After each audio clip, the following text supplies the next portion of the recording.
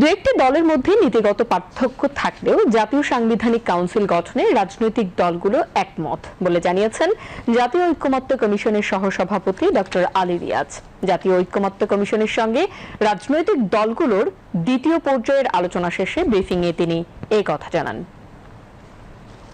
আমরা যেসব বিষয় নিয়ে কথা বলতে চেয়েছিলাম তার মধ্যে বা যেসব বিষয় নিয়ে আমরা কথা বলেছি সেগুলোর মধ্যে আছে এনসিসি, জাতীয় সাংবিধানিক কাউন্সিল, রাষ্ট্রপতি নির্বাচন পদ্ধতি এবং জেলা সমন্বয় কাউন্সিলের বিষয়ে আলোচনার সূচি ছিল। তার মধ্যে দুটো বিষয়ে আমরা আলোচনা করতে পেরেছি।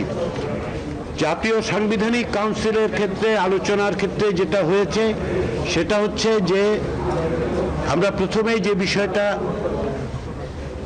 চিহ্নিত করার চেষ্টা করেছি যে রাজনৈতিক দলগুলোর অবস্থানের দিক থেকে যে এই ধরনের একটি প্রতিষ্ঠান যেগুলো সাংবিধানিক বিভিন্ন প্রতিষ্ঠানে নিয়োগ দেবে সেরকম একটি প্রতিষ্ঠানের প্রয়োজনীয়তা বা তাগিদ রাজনৈতিক দলগুলো অনুভব করেন কিনা। বিভিন্নভাবেই সেটা তারা বলেছেন যে তাদের দিক থেকে তাগিদ আছে।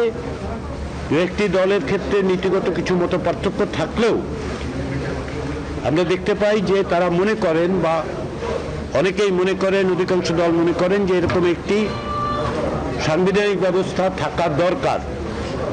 আবার বেশ কয়েকটি দল এই বিষয়ে একমত হননি এখনো।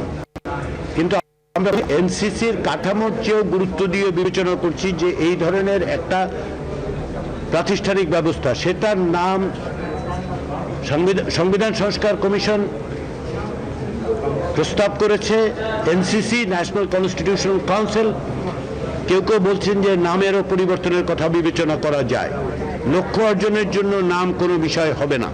রাষ্ট্রপতি নির্বাচনের ক্ষেত্রে দুটো প্রস্তাব আছে, একটি সংবিধান সংস্কার কমিশনের পক্ষ থেকে, একটি নির্বাচন ব্যবস্থা সংস্কার কমিশনের পক্ষ থেকে।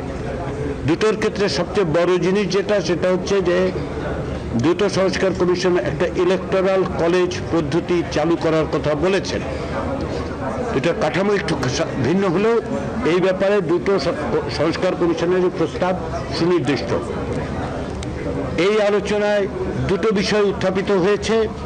প্রথমত যে রাষ্ট্রপতির এখন যে ক্ষমতা আছে সেটা বহাল থাকলেও তাকে নির্বাচন করার পদ্ধতি পরিবর্তন করার দরকার আছে কিনা। দ্বিতীয় প্রশ্ন যেটা উঠেছে সেটা হচ্ছে তাহলে রাষ্ট্রপতির হাতে আরো ক্ষমতা দেয়া বা ক্ষমতার ভারসাম্যের জন্য রাষ্ট্রপতির ক্ষমতার বিষয়টা আমাদের বিবেচনা করা উচিত কিনা। দুটো বিষয়ে আলোচনা হয়েছে, আলোচনা অব্যাহত থাকবে।